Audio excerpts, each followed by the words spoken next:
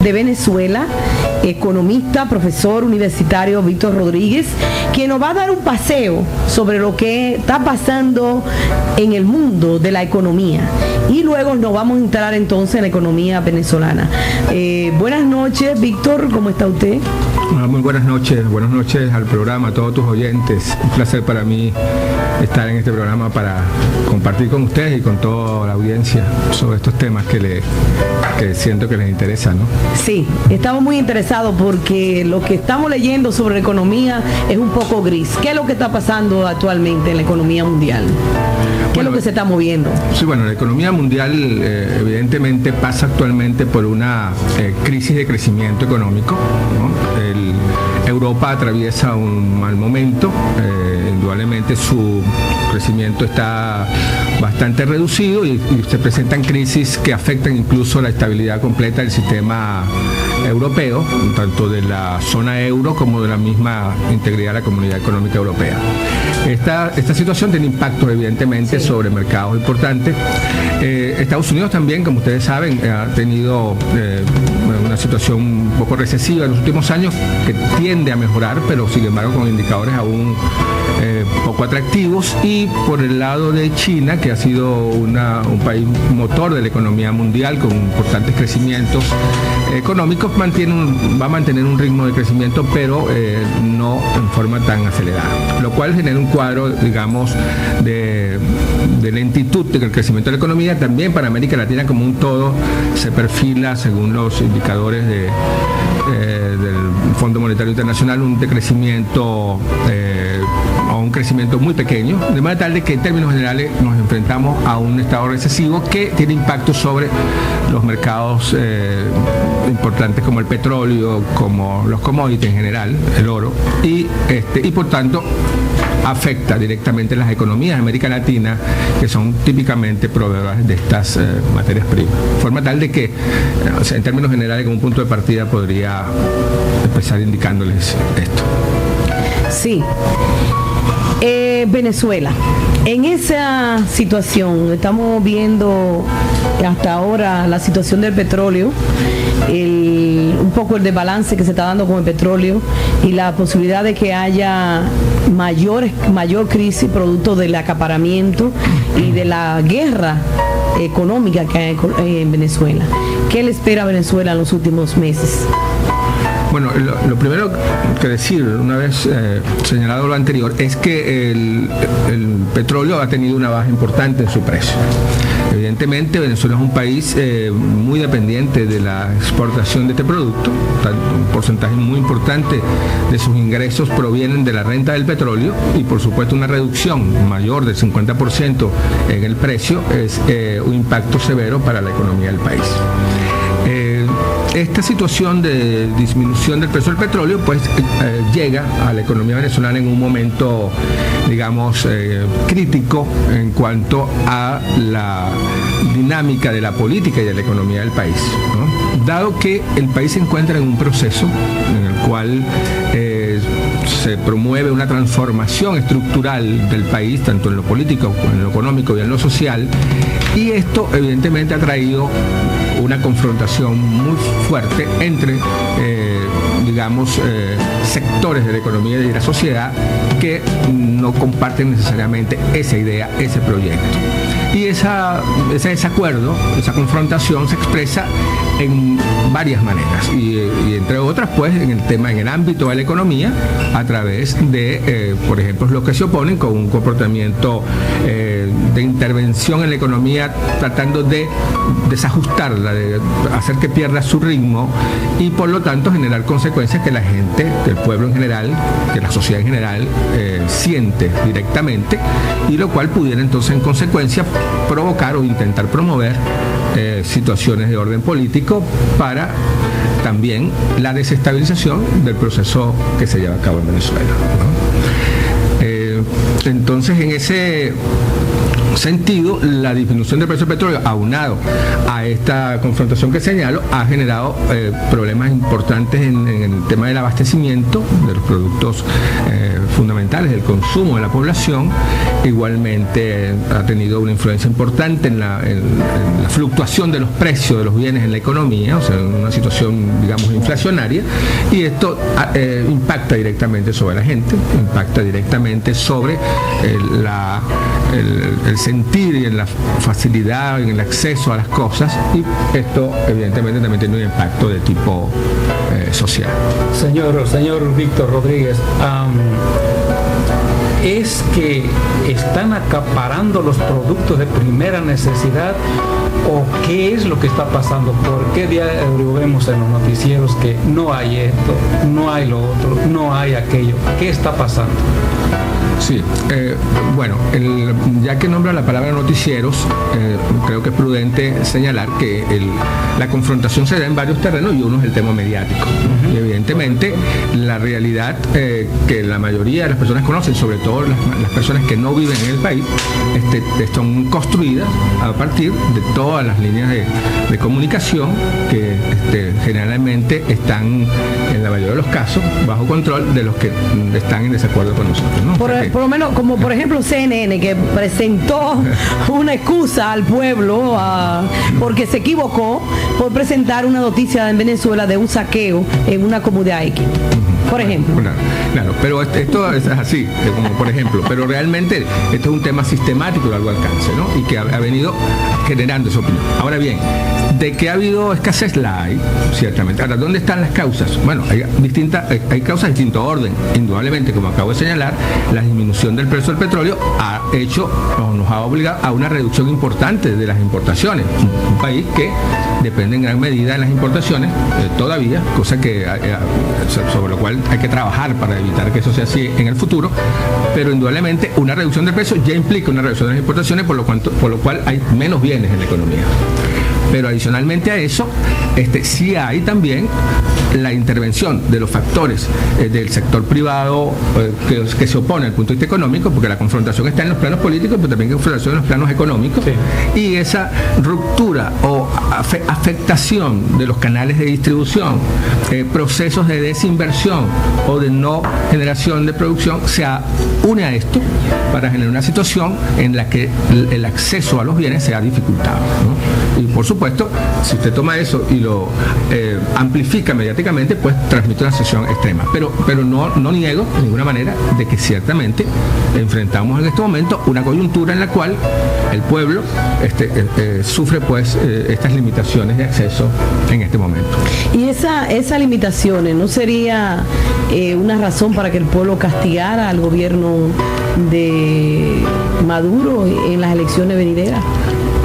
Justamente ahí está el detalle, o sea, la manera en que el pueblo venezolano mayoritario y especialmente la parte del pueblo venezolano que respalda el proceso revolucionario y que apoya el proceso que lideriza en este momento el presidente Nicolás Maduro, evidentemente que no lee la situación de esa manera, de que es el gobierno el absoluto responsable de esta situación. Entiende que, por supuesto, siendo el gobierno la máxima autoridad del país, siempre va a tener un grado de responsabilidad en eso, pero también entiende el pueblo que existe una confrontación de político de reestructuración del poder de la sociedad, es decir, una redistribución de las fuerzas de las clases sociales que operan en el país, y que el pueblo es una clase social que emerge marginada e invisibilizada históricamente, y que por lo tanto tiene que comportarse de la manera adecuada para poder salir a flote de esta situación que le ataca. Si la respuesta del pueblo fuese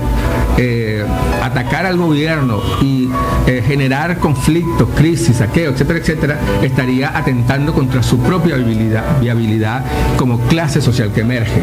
Tiene que sostenerse para poder afianzar su condición de poder emergente, que está en construcción, porque el poder popular es un poder en construcción, pero que evidentemente pasa por superar esta circunstancia difícil, pero que entiende que forma parte de las dificultades que tiene que superar para poder acceder al poder en la forma en que se nos plantea.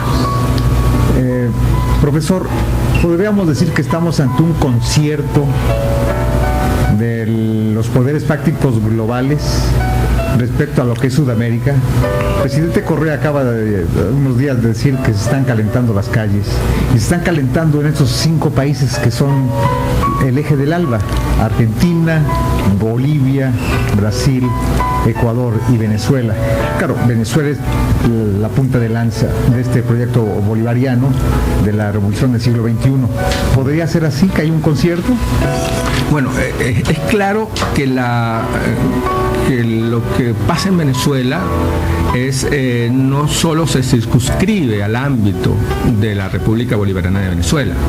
Es claro que estamos en una confrontación geopolítica regional, ¿no? Una confrontación que es histórica, ¿no? Que tampoco nació antier, ¿no? Evidentemente, desde los tiempos incluso de nuestro libertador Simón Bolívar, existía una severa confrontación entre 2 visiones de la integración latinoamericana, ¿no? La visión bolivariana de que sea la unión sin los Estados Unidos y el norte, pues, de la América, fundamentalmente porque ya Bolívar en sus tiempos había evidenciado que no iba a ser fácil esa unión y que no iba a ser conveniente para América Latina. Incluso en uno de sus alocuciones se refería a que Estados Unidos parecía predestinado por la providencia a plagar a la América de miserias en nombre de la libertad, ¿no? Y entonces, él promovió una unión de naciones sin los Estados Unidos, y en aquel famoso encuentro en Panamá, en aquel congreso histórico que Bolívar organizó y presidió, se planteó esa unión. Ahí había un concepto latinoamericanista, un concepto bolivariano de lo que es la integración latinoamericana, lo cual hubiese representado, de haber tenido éxito, un correlato de fuerzas muy distinto a lo que hoy vivimos en el continente, ¿no? Sin embargo, en las estrategias de los Estados Unidos, que ya nos había sacado ventaja, porque obviamente Estados Unidos se había independizado primero y había tenido un desarrollo relativamente rápido, de acuerdo a las circunstancias históricas que le permitieron y los liderazgos que tuvo en su momento, logró contrarrestar ese empuje, ese pensamiento, esa idea, y instituye, promueve el concepto del panamericanismo, que es un concepto que viene fundamentado justamente en la estrategia de América para los americanos, ¿no? Que entonces nosotros queremos unirnos, pero con el gobierno nuestro, con el liderazgo nuestro, alrededor nuestro. Entonces, esa confrontación es histórica. Y fíjense ustedes que luego, cuando nace la institucionalidad que hoy gobierna al hemisferio, que hoy gobierna a la América toda, es un concepto panamericano. OEA es un concepto panamericano. Banco Interamericano de Desarrollo es un concepto panamericano. Y hay una institucionalidad panamericana. Es decir, donde Estados Unidos finalmente ha influido. Luego le faltaba la guinda al vaso, que era la parte económica, y después de tanto venía la estrategia del área de libre comercio para las Américas, que era ya entonces simplemente la integración ya comercial, todo alrededor de los Estados Unidos. Entonces, ¿qué ocurre? En el encuentro de las Américas de Mar de Plata en 2007, justamente en un momento histórico muy importante, porque estaban en plenitud los liderazgos de Chávez, Lula, Kirchner, Tabaré, y también el liderazgo de Paraguay en ese momento. Bueno, se vetó esa posibilidad que el presidente Bush estaba planteando allí en Mar de Plata, y de alguna manera se detuvo ese proyecto. Sin embargo, ese es un proyecto importante para los Estados Unidos, un proyecto geopolítico de relevancia, porque el no haber hecho eso en su momento, el no haberlo podido hacer en su momento, ha permitido el ingreso de China a América Latina de una manera muy determinada, y otros factores que han podido, y otros países que han entrado con mucha fuerza, y esto para la geopolítica norteamericana en la región no es algo muy conveniente, y por eso va entonces al ataque fuertemente en el plano económico con los tratados de libre comercio país por país. Entonces comienza una secuencia de firma de tratados que hoy son ciertamente numerosos, y luego, para irle dando la forma, entonces toma la creación de la Alianza para el Pacífico, ¿no? Que recoge todos estos países para conformar ese movimiento alternativo. Tenemos una llamada en línea. Buenas noches, ¿quién nos llama? Sí, buenas noches. Jacinto Núñez. Sí. Sí, ¿aló? Sí, está al aire. Adelante. Oh, sí, quiero preguntarle al caballero hermano venezolano. Sí. Sí, el licenciado Víctor, sobre la situación. Péguese más el teléfono, que no le escuchamos. Sí, parece ser que los medios aquí nos desinforman con la situación del hermano país de Venezuela. Sí. En el que nos tratan temas del problema alimenticio de la población, sobre la escasez de comida y qué sé yo cuántas cosas. Recuerdo que el año pasado parece ser que los asesores que buscan difamar de nuestros países se tomó como ejemplo el que inclusive no había papel sanitario. O sea, es una forma como de disminuir verdaderamente de un país como si estuviera en la ruina, era lo que querían hacernos ver. Pero creo que a lo mejor ya las cosas se han estado, como se dice, enderezándose, que la población mundial no está llevándose mucho de esas historias que toman para desconcertar gobiernos. Pero yo le pregunto a él sobre el asunto económico. ¿Qué se visualiza en la actualidad y en un futuro inmediato sobre la situación que no es solamente de Venezuela, sino de muchos países? Porque inclusive aquí, que es acá, Estados Unidos, tiene crisis grandemente, ¿no? O sea, me gustaría que él enfocara esos temas. Bueno, de hecho ya hemos estado hablando un poco, tocando realmente, pero usted puede darle una respuesta. Víctor. Sí, claro. Sí. Claro. Con mucho gusto, pero déjeme terminar la idea que llevaba a cabo para no desconectar, porque la pregunta me la hacían en función de que había varios países y cómo es la situación. Entonces, bueno, doy todo este análisis de orden previo para sustentar de que evidentemente se trata entonces de una confrontación geopolítica regional, hemisférica, para instaurar un sistema de integración basada en el neoliberalismo, basada pues en una forma de relación económica conocida, pues, y ya conocida también sus males para los pobres. Entonces, es allí la razón, es allí de que debilitar a Mercosur, debilitar al ALBA, es fortalecer a la Alianza del Pacífico, que a la postre es la herramienta a través de la cual se pretende entonces alcanzar aquel ALCA que no se alcanzó en aquel momento. Entonces, evidentemente estamos frente a una confrontación geopolítica en donde todos los países están en juego, y también hay que tener en cuenta que Venezuela entonces, con su proyecto de transformación, con su proyecto de socialismo bolivariano, genera por supuesto un malísimo ejemplo para esta intencionalidad, y por lo tanto por supuesto es centro principal de estos elementos de confrontación geopolítica, ¿no?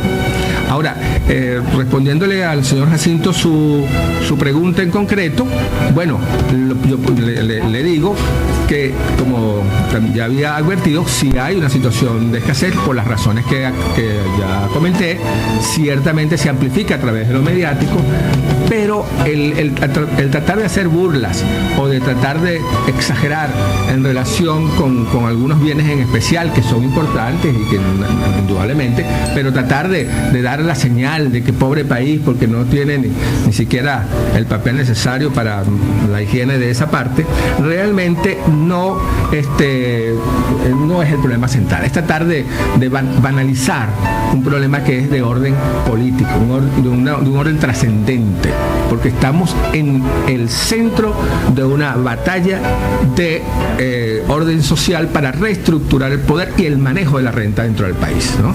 El país históricamente ha vivido de una renta petrolera en el último siglo, y esa renta petrolera se ha manejado bajo una estructura social donde una cierta oligarquía con su respectiva burguesía ha tenido el control de la renta, y hoy, a través de un liderazgo político de altura como el que generó el presidente Chávez, se ha podido entonces ir generando esa transformación. Sí, ya no tiene el poder. Tenemos a Gabriel, que está aquí con nosotros, porque déjeme decirle, Víctor anda con un harén de guardaespaldas y anda con 2 hombres, más una mujer y él, o sea que no anda solo. Y vamos a oír a Gabriel, uno de los hombres que anda con él, que nos quiere decir algo. Bueno, hola. ¿Cómo está? Y yo no sé tanto de esto, pero a mí me gusta la conversación que están teniendo de Venezuela. Muchas preguntas y respuestas. Y yo creo que esto, bueno, si otras personas la escuchan en otras naciones, puede cambiar algo, pueden ser más conscientes de lo que está pasando en otros lugares y pueden tratar de ayudar en una forma. Bueno, el hombre dijo lo que entiende, ¿verdad? Víctor, parece que tú estás haciendo un trabajo. Gabriel es uno de los hijos míos de 10 años. Sí. Son morochos, pues. ¿Cómo le llaman ustedes? ¿Twin? O, sí. Gemelos, mellizos, no sé. Sí. Y bueno, sí, él tenía ganas de también expresarse. Le llamó la atención que estábamos en la radio y quería que lo escuchara mucha gente, así que bueno, ya lo escucharon. Bueno, y él habla y él hace un llamado. Sí, él hace un llamado porque ciertamente aquí hay un tema clave. Yo creo que y por eso he estado aquí con ustedes, porque es que hay un tema de entender, ¿no?, que en el país hay un aspecto muy clave que se está desarrollando, que es una cierta conciencia social en la base popular, ¿no? El pueblo está entendiendo el rol que tiene. O sea, ustedes saben, fíjense, ustedes saben lo que significa invisibilizar a un pueblo. O sea, eso pasa en muchos países de América Latina, o en todos, ¿no? Y un pueblo se invisibiliza, los pobres se invisibilizan cuando no tienen acceso a la política, o cuando su acceso a la política se minimiza, ¿no? Por ejemplo, el no tener identidad, por ejemplo, ¿no? Hay muchísima población en nuestros países que no tiene una cédula de identidad, que no tiene algo, y por eso ya quedan como excluidos. No cuentan, no tienen voz ni voto. No existe. Claro. Si además de eso, a la hora de las elecciones se crean condiciones tales que ellos no puedan acceder, porque son pocas mesas en sitios muy poblados y los que están en las zonas rurales no acceden, no tiene participación política tampoco, ni siquiera electoral. Así lo estamos viviendo aquí en Estados Unidos. Bueno. Entonces, también cuando no tiene acceso a los medios de comunicación de ninguna manera, y cuando además no tienen tampoco manera de expresarse a través de mecanismos de participación popular, marchas, etcétera, porque el control social represivo al que sean sometidos se los limita, evidentemente. Y si a cambio de eso usted comunica frecuentemente éxitos en los indicadores macroeconómicos y dice que el país está creciendo, que la inflación está controlada, que las reservas crecen, que las exportaciones están mejorando, que su productividad, que está entre los primeros en determinados rubros, que han calificado para ser miembro de la OECD o XYZ, entonces ocurre que usted tiene una imagen maravillosa de ese país. Pero una gran mayoría de la población, porque los pobres son la mayoría en todas partes, sí, no existe. Entonces, en Venezuela, los pobres tienen voz y tienen poder político.